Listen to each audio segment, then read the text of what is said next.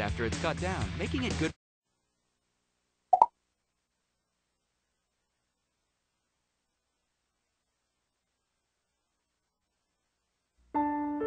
I want to tell you about my daughter, Michelle. She's my baby.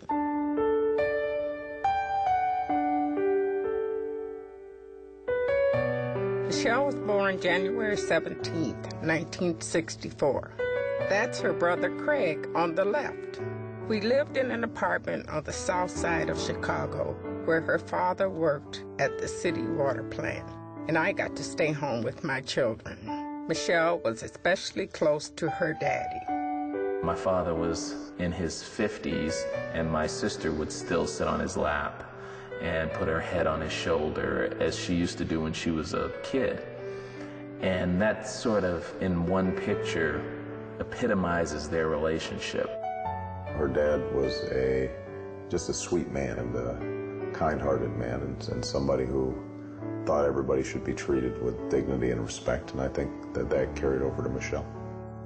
We raised Craig and Michelle to go to college, but we teased them about how some people went away to college and never came back to their community.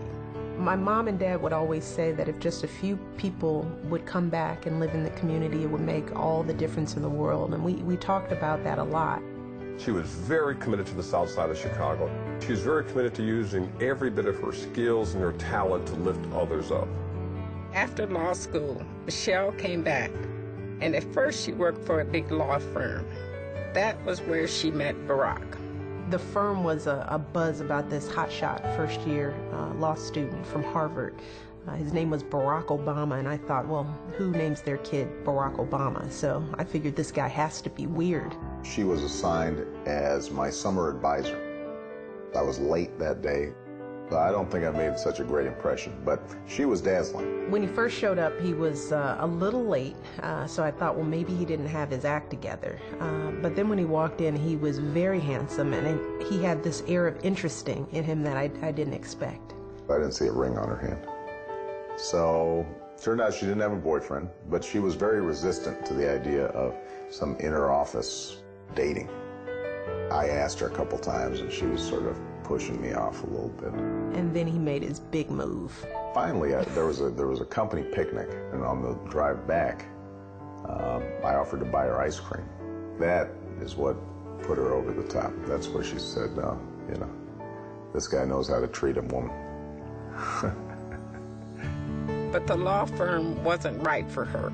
All those years ago, we taught her to serve her community, and that's what she ended up doing.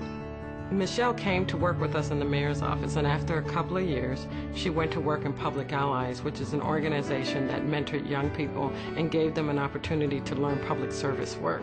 And she did this because this was important to her. It didn't matter that it didn't pay any money. This was important to her, this was her mission, and this was something she wanted to do. I think Michelle has a gift for seeing the potential in people that they don't even know is there. You know, the Public Allies class had people that if you saw them walking down the street, you wouldn't assume that these people would be community leaders. But so many of them went on to careers and lives in public service that she must have some kind of uncommon gift in seeing that in people. I'm really excited for people to see the Michelle that I knew, the Michelle who I miss in my day-to-day life, the Michelle who, through a casual joke or a comment or a hug in the corridor, who could make you feel like you could do anything. Michelle was like a mom to so many people over the years. It's no surprise to me that she's been a wonderful, caring mother to her own children. She's an amazing mom. I mean, for her, that's what life is all about, her children. The girls are extremely grounded, very loving, very smart, know right from wrong, and it's all about her kids. Michelle was able to find the balance between career and being a mom. After Public Allies, she went on to create the Community Service Center at the University of Chicago and led community outreach for the university's hospitals.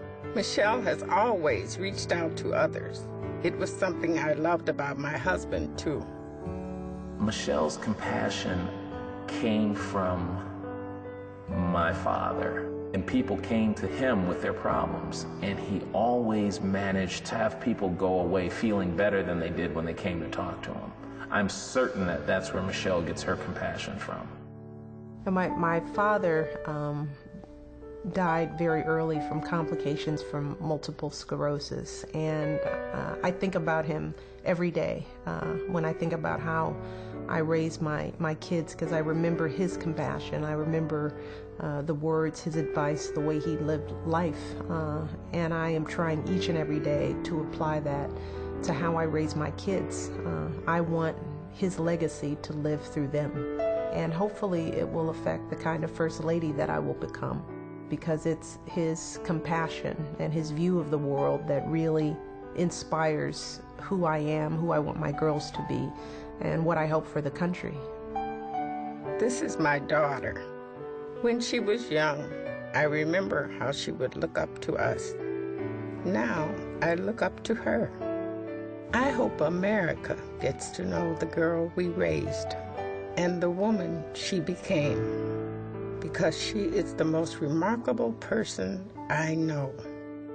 I wish my husband could see this day, but every day I get to see a piece of him in her. And for that, I am so proud and so blessed.